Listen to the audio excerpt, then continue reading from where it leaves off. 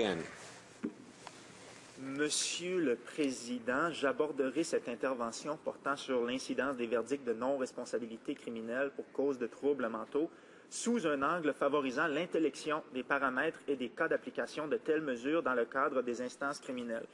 Maintenant, Monsieur le Président, je me fais un point d'honneur d'œuvrer à la formation citoyenne. Vous savez, au cours des vacances du temps des fêtes, mais également au cours des dernières semaines, j'ai amorcé une tournée de plusieurs réserves au Québec, une formation qui aborde les modifications prévues dans C45, C38 et C27, modifications qui vont affecter ultimement le mode de vie tant traditionnel que contemporain des peuples aborigènes, mais c'est le même exercice que je vais répéter aujourd'hui. Je vais travailler à la formation citoyenne. Il faut comprendre que je suis d'abord et avant tout un praticien du droit. J'ai été plaideur pendant près de 6 ans. J'ai travaillé d'abord et avant tout dans des domaines au criminel, mais je travaillais aussi en santé mentale. Et au cours de mes années de pratique, j'ai été appelé à présenter plusieurs requêtes sur 672.11, tant A que B, les deux volets A et B. Je vais tout à l'heure indiquer et apporter les précisions qui s'imposent quant à l'application de ces deux facettes-là du même article.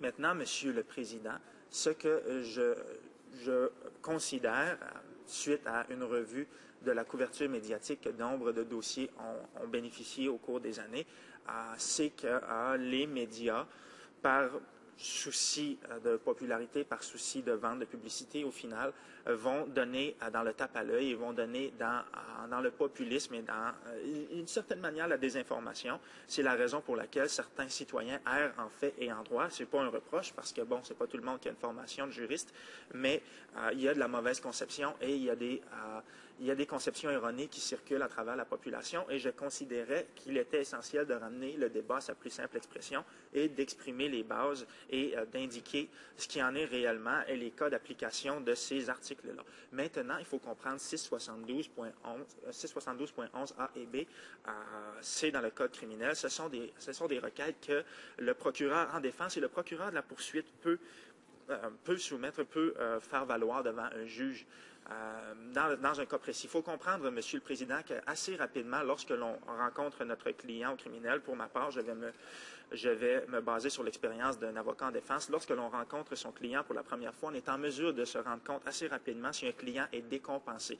Décompensé, c'est le terme qui est utilisé dans le milieu. Souvent, lorsque l'on lit des rapports de psychiatres, on indique qu'un individu est décompensé, est désorienté, désorganisé. Lorsqu'on le rencontre en cellule, ou lorsqu'on va le voir à l'aile psychiatrique, on se rend bien compte lorsqu'un individu n'est pas en pleine possession de ses moyens. C'est à partir de ce moment-là qu'on soumet au juge, regardez, monsieur le juge, je suis allé rencontrer mon client, il n'a pas été en mesure de me donner des directives claires, il me semblait assez décompensé, assez désorganisé. C'est la raison pour laquelle j'ai des raisons de croire qu'il n'est pas en pleine possession de ses moyens et je vous soumets qu'il serait essentiel que mon client subisse une expertise, une évaluation sur 672.11 A ou B. La même chose, le procureur de la Couronne peut lui aussi soumettre le tout.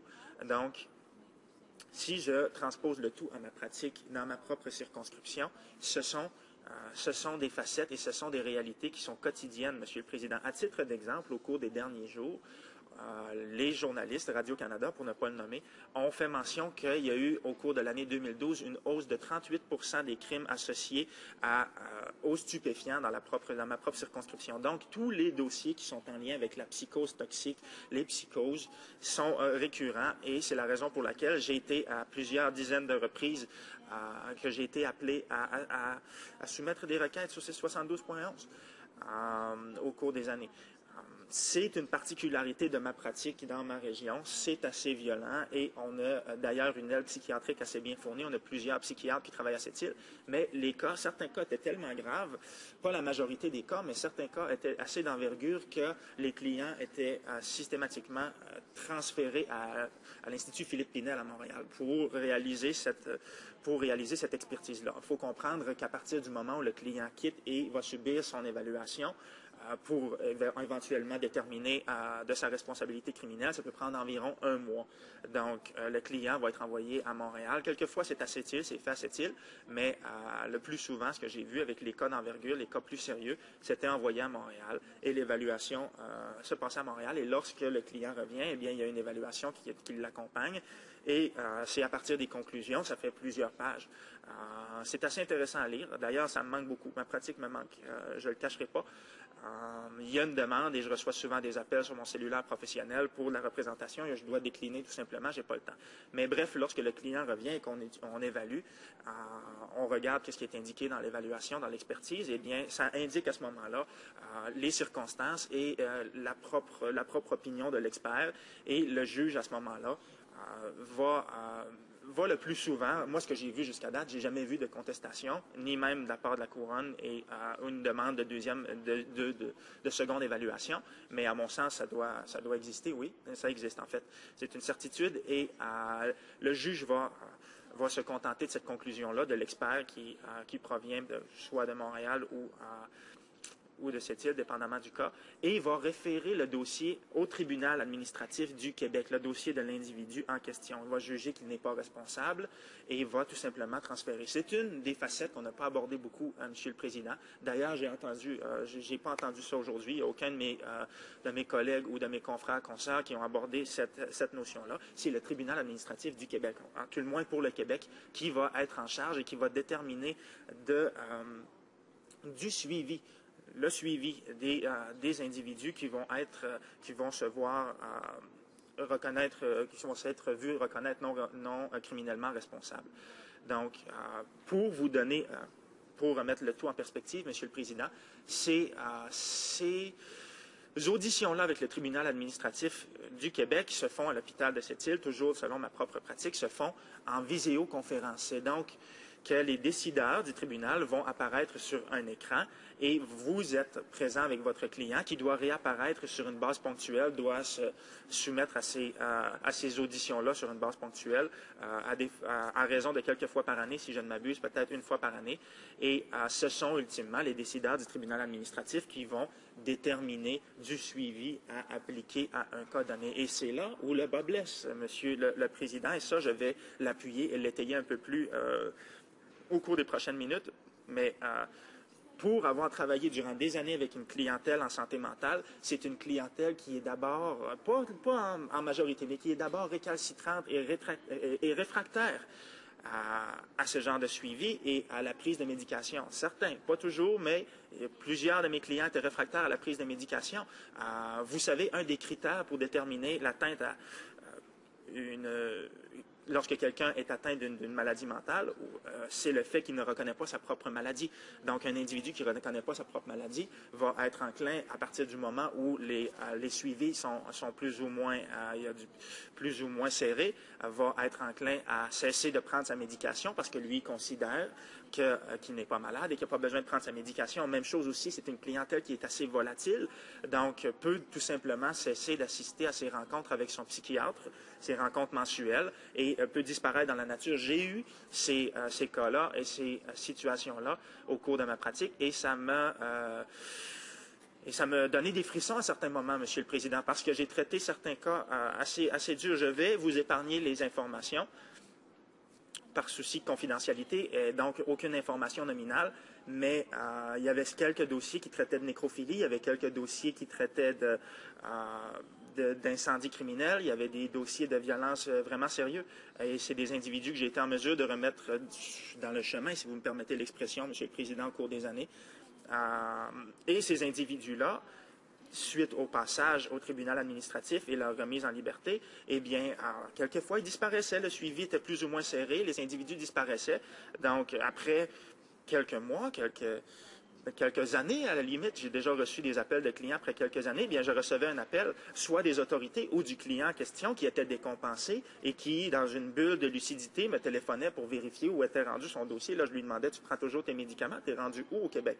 Je voulais savoir où était rendu mon client parce que je savais pertinemment que c'était un client avec un très fort potentiel de violence. Des clients, je vous épargne les détails, Monsieur le Président, mais ça peut quelquefois empêcher de dormir. Bref, ces individus décidaient de prendre la clé des champs et c'est à cet effet-là que je vais insister sur un resserrement à tout le moins du suivi et à traquer les individus pour éviter qu'ils disparaissent dans la nature. Parce que ce sont, j'abordais les incendies criminels, mais c'est loin d'être des cas qui sont limités. Monsieur le Président, on en voit toutes les couleurs lorsque l'on travaille en psychiatrie. Quelquefois, c'est à la limite, j'allais dire distrayant, c'est pas tout à fait ça, mais ça peut être intéressant de lire ces dossiers-là, mais quelquefois, ça fait lever les poils sur les bras. Mais voilà. Force est de constater que certains cas récents très médiatisés mettent en doute l'efficacité de l'approche actuelle. Il est donc essentiel de recentrer ce débat sur la mise en valeur des intérêts des victimes selon une perspective de primauté du droit et de respect de la Charte canadienne des droits et libertés. Maintenant, Monsieur le Président, j'ai bien l'intention de retourner à la plaidoirie dans un avenir plus ou moins rapproché et je ne devrais peut-être pas tenir ces propos-là, mais c'est avec une assez grande facilité que j'ai été en mesure de représenter ces individus et, encore, pardonnez-moi l'expression, de les remettre sur le trottoir, de les remettre dans le chemin. Suite à cette évaluation qui arrivait de Montréal, et le juge déférait le tout, simplement référait le tout au tribunal administratif. Comme je vous l'ai indiqué, le tribunal administratif, c'est très peu... ça n'a pas un énorme pouvoir liant, pas très contraignant, puisque pour le cas de cette île, bien entendu, peut-être qu'en région métropolitaine, en région urbaine, c'est différent et que les audiences se font avec des personnes physiques, mais par chez moi, je me souviens d'un cas en particulier d'un individu qui avait pris la poudre d'escampette suite à cette audition-là et qui s'est présenté seulement à une audition du TAC. Peut-être que cet individu, au final, s'est fait coincer. Les policiers, il y a peut-être un mandat qui a été émis et qu'éventuellement, les policiers l'ont repris, l'ont amené pour s'assurer qu'il n'était pas décompensé et qu'il prenait sa médication de façon adéquate et qu'il ne présentait pas un danger pour autrui ou pour lui-même. Ce sont des individus qui peuvent être, je pense à des cas de schizophrénie, qui peuvent être dangereux tant pour eux-mêmes que pour la population en général. Bref, c'est cet aspect-là qui est fort problématique, Monsieur le Président. Je pense à ce cas précis d'individu. Il faut tout de même préciser qu'il était un expert en arts martiaux. Juste un exemple comme ça, qui a cassé le visage de tous les intervenants qui ont tenté d'entrer dans sa cellule, dans sa chambre en psychiatrie. Il pensait cette journée-là que c'était les Hells Angels qui venaient pour le chercher à l'hôpital, et c'est la raison pour laquelle il a tapé sur tout le monde des gros hommes. Il y a un code 88, je pense, que ça s'appelle à l'intérieur de l'hôpital lorsqu'il y a un individu qui devient violent comme ça. Tous les intervenants masculins solides sont appelés à intervenir sur un cas particulier, peut-être 88 ou 89, je ne me souviens plus, c'est un code interne à l'hôpital de cette île, mais il a cassé le visage de 5 individus. Il était en assez bonne posture, c'était quelqu'un qui... Bref, sa responsabilité n'a pas été retenue parce que, justement, il n'était pas en mesure de discerner le bien du mal à ce moment-là. Il était victime de ses propres illusions. Donc... mais il est retourné à la liberté et on a perdu sa trace pendant un bout de temps. Seulement quelques mois, voire une année ou deux plus tard, il m'a lâché un coup de fil pour faire un suivi dans son dossier. Et c'est là que j'ai bien compris. Il avait cessé tout simplement de prendre la médication et de faire son suivi. Sur ça expose bien les aléas et les incidences que ça peut comporter. Je vous soumets le tout, Monsieur le Président.